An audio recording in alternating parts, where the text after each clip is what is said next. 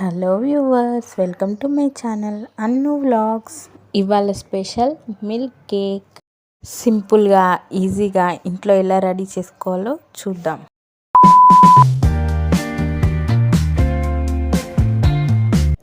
ముందుగా 50 grams butter తీసుకోవాలి.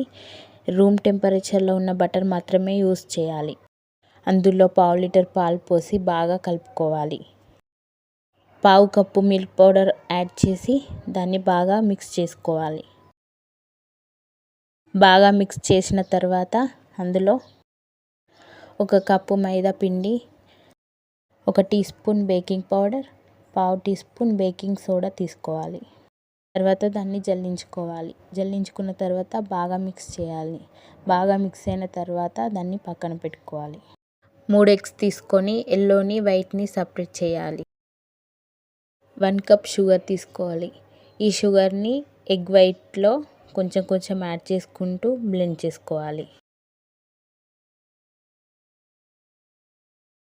మొత్తం షుగర్ వేసుకొని బ్లెండ్ చేసిన తర్వాత ఇలా స్టిఫ్గా అవుతుంది. తర్వాత ఇందులో మిగిలిన ఎల్లోని వేసుకొని మళ్ళీ బ్లెండ్ చేసుకోవాలి.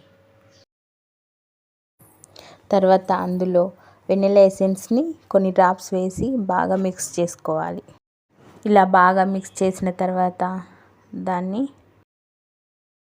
ముందుగా కలిపెట్టుకున్న కేక్ మిక్స్లో వేసి దాన్ని బాగా కలుపుకోవాలి. బాగా కలిపిన తర్వాత కేక్ మౌల్డ్కి కొంచెం గీ అప్లై చేసుకొని మైదా వేసి ఇలా స్ప్రెడ్ చేసి పెట్టుకోవాలి. తర్వాత కేక్ మిక్స్ని అందులో వేయాలి.